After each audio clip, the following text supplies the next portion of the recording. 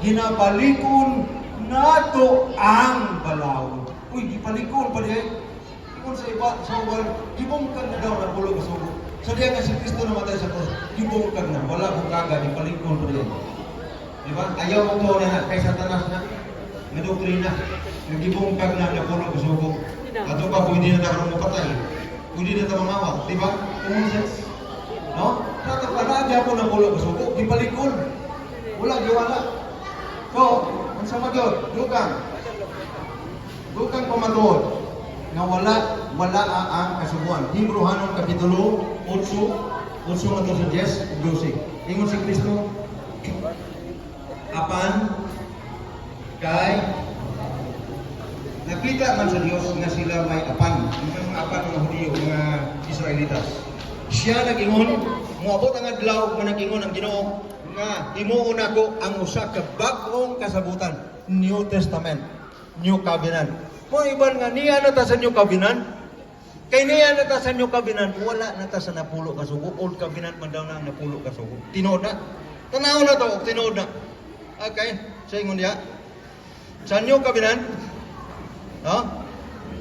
Sa versikulo 10, kay mao kini ang kasabutan nga akong himuon uban sa balay sa Israel. Uman niadtong mga adlaw, bagong kasabutan New Covenant, nagingon ang Ginoo, ibutang ko, asa ibutang?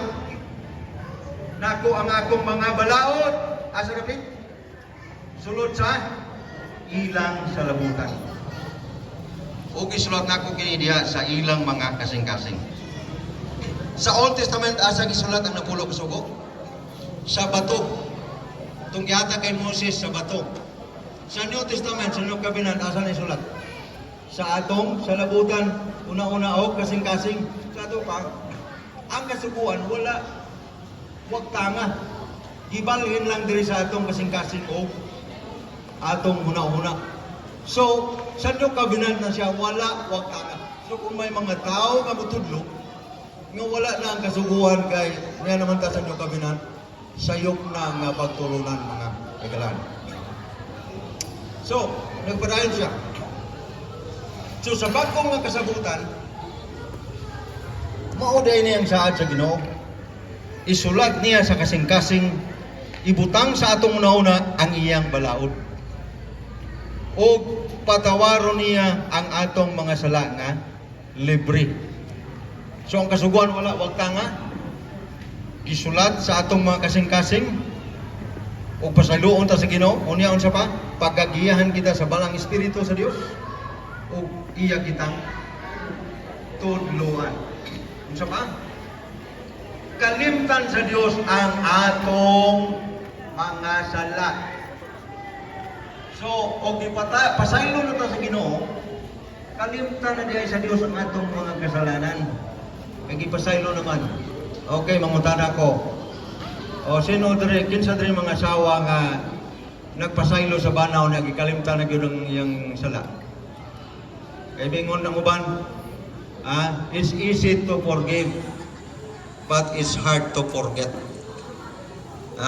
Mo na nga pag-away na po sunod, sunod nga adlaw away na po mag-asawa, balik-balik ko na po to.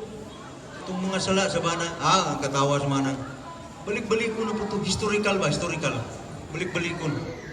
Pero ang Ginoo diya, sa diya nga kita gipasaylo, kalimutan na. Gilubong na dito. Matod pa sa Micah 7:19.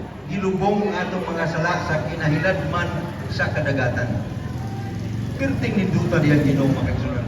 Ang pagtanaw sa Ginoo kanimo kanato, tinlo na. No? Matarong na ta sa tubangan sa Ginoo tungod kay Ginoong Hesus. Gisuluban kita sa pagkamatarong ni Ginoong Hesus. Ang pagtanaw sa Dios kanato hinlo na. Gikalimtan na ang atong mga sala. Okay, so nanotice pa ninyo? Ang kinaiya sa kasuguan balaan matarong mayo. Nanotice ninyo? Ang Dios balaan usap. Di ba? Ang Dios matarong, ang Dios maayo. Sa ato pa, ang kasuguan nag-reflect sa kinaya sa Dios. Sa ato pa. Sa ato pa, musunod ta sa kinaiya sa Dios, musunod ta sa kasuguan, mutuman ta sa kasuguan, mabadaan po ta, mamatarong, o mamaayo kay mo na ikinaiya sa Dios.